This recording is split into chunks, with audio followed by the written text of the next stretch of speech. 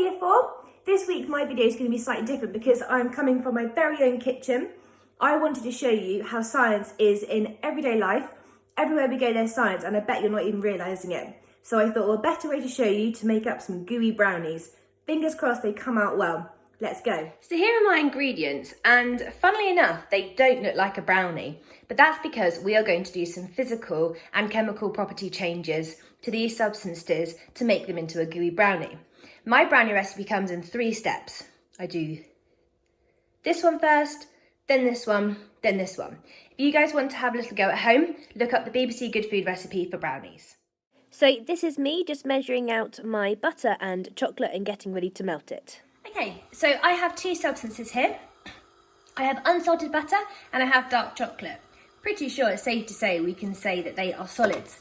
I'm applying heat to the bain-marie, and because of the thermal energy applied to the substances, their particles are increasing their vibrations, and therefore they are changing state. So in Year 4 we have talked about solid, liquids and gases, and in a couple of minutes these solids are going to be turned into liquids. So this is the chocolate and butter nearly fully melted.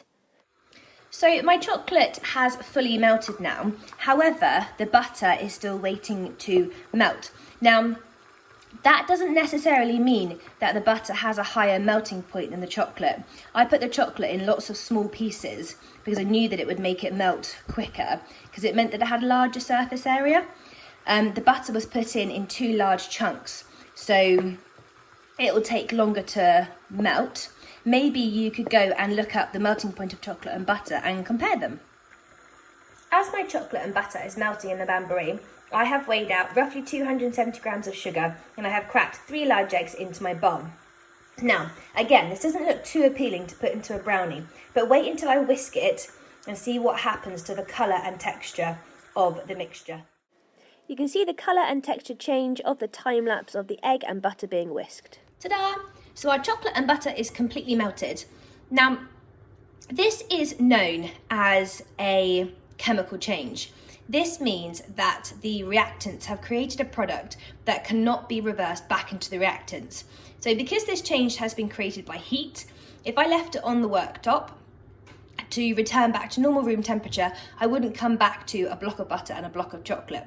This will never go back to just butter and chocolate. So it is known as an irreversible chemical reaction. Our sugar and eggs now look very different. I have whisked them at a high speed, created lots of air bubbles in our solid and our liquid 2 substances to create a new product, and the chemical reaction irreversible, and it's nice and fluffy, ready for our chocolate and butter mixture to go in once it's cooled. Even a simple task like wanting my chocolate and butter substance and mixture to cool down quicker, I've opened the window and let the breeze come through the window, because the movement of the colder air over the warm substance will actually speed up the cooling process, because it's now quite warm in my kitchen.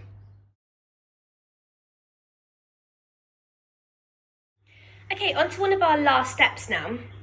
I have 2 liquids in front of me, but they're really quite different in property. This one is a smooth, thick liquid. However, we would still describe it as a liquid because it fills the shape of the container it's poured into. It doesn't evaporate, it's not in the air, and it's not a solid. I can't pick it up and move it without it changing shape. This is also a liquid. These are our eggs and sugar that we blended together and created lots of air bubbles. I would describe this as lots of air bubbles or gas particles suspended in a liquid. Can you remember how we described our shaving foam and jelly when we explored it in our experiments earlier in the year? I've just poured our chocolate liquid into our egg and sugar liquid, and this is where I used to go wrong with brownies. I used to just get my spoon and whisk them all up together. However, the recipe says to try and make a figure of an 8 with your spoon, so then you don't get rid of all those air bubbles. The air bubbles are what makes brownies gooey. So rather than making a chocolate sponge, we're wanting lots of air bubbles to stay in our mixture so it doesn't turn into a fluffy sponge, stays into a sticky liquid. So you can do this as slowly as you like. The recipe says the slower the better. Once I've done this with both my liquids, I then turn to my dry powder solids. This is my plain flour and my cocoa powder, and I'll do exactly the same thing, and I will stir those in using an 8 shaped figure with my spoon to fold it all in to make one dark mixture.